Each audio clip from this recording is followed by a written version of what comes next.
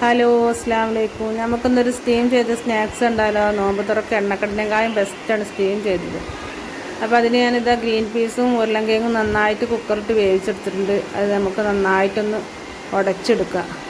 നല്ല പോലെ ഉടച്ചെടുത്തതിൻ്റെ ശേഷം അതിലേക്ക് നമുക്ക് കുറച്ച് ചേരുവകളൊക്കെ കൂട്ടാം.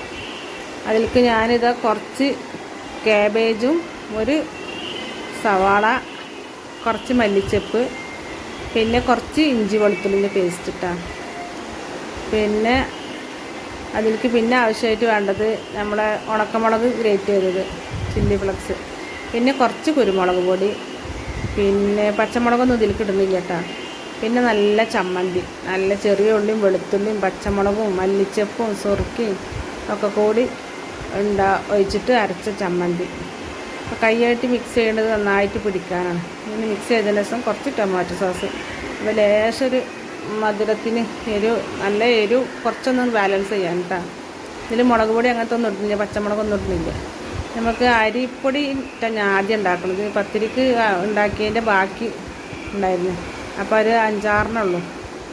അപ്പോൾ അത് മസാല പിന്നെ ബാക്കിയായപ്പോൾ ബാക്കി ഞാൻ മൈദ കൂട്ടിയിട്ട് ഉണ്ടാക്കുന്നുണ്ട്. രണ്ടും അടിപൊളി ടേസ്റ്റാണ്.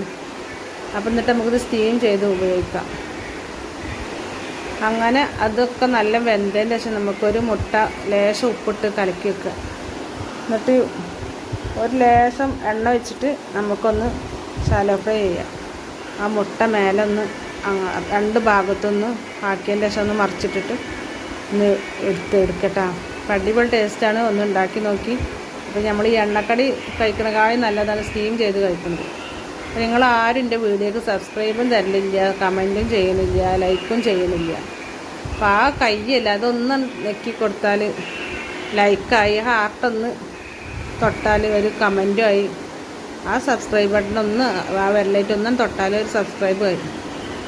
അപ്പോൾ നിങ്ങളെല്ലാവരും എനിക്ക് സപ്പോർട്ടില്ല ആരും, എന്നാലും എനിക്കൊരു വീഡിയോ ചെയ്യാൻ ഇൻട്രസ്റ്റ് ഉണ്ട്. അപ്പോൾ എല്ലാവരും അത് ചെയ്യുമെന്ന് വിശ്വസിക്കുന്നു. അസ്സലാമു അലൈക്കും.